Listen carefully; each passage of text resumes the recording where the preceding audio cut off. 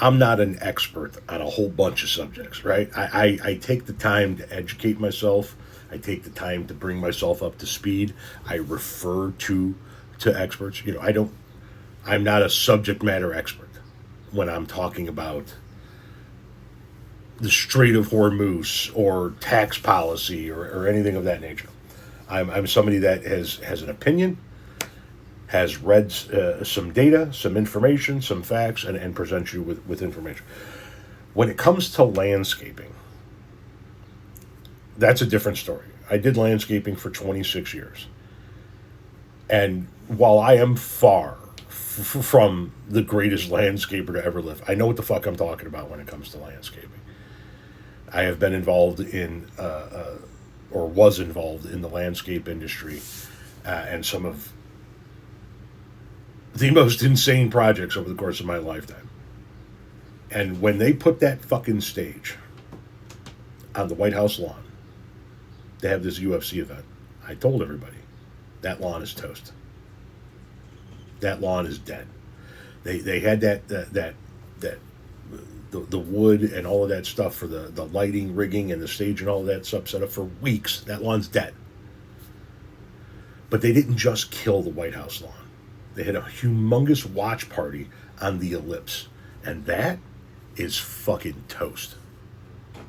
We just got new images as the sun is rising in Washington, D.C. of what the UFC fight did to the White House Ellipse. This is the Ellipse. It used to be filled with luscious green grass.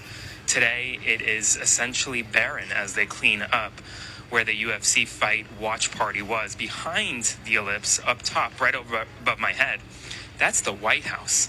And you can see the claw, the Octagon, still partially up. On the right-hand side is where the demolition zone is for Trump's ballroom. This is the state of Washington, D.C. this morning as a result of the $60 million UFC fight. Now, the question is, who's going to redo all this grass? And who's going to make sure that we have grass again on the White House Ellipse? We are. It's going to be a year-long restoration project. But maybe I have an inkling that that was possibly the goal. The goal was to do this, to have another beautification project in Washington, D.C. Spread the word. So first things first, Aaron Parnas is incorrect there when he says it's going to be a year-long restoration process. No, it doesn't have to be a year. If you have the money, you can get enough crews in there, you can get enough landscapers in there, enough groundskeepers in there, and you can get all of that shit tore out, regraded, resodded, and start watering it in no time. But it is going to be a major undertaking nonetheless. It's going to cost a shit ton of money. And when people tell me, well, it didn't cost us anything to throw the UFC fight. UFC did it. They ate the $60 million. First of all, I don't believe that until I see some books on that. I don't believe that shit for 1 minute.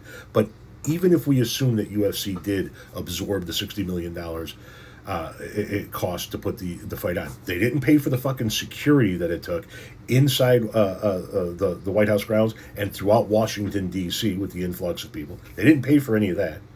And they aren't paying for any of this. They're not paying to redo the Ellipse.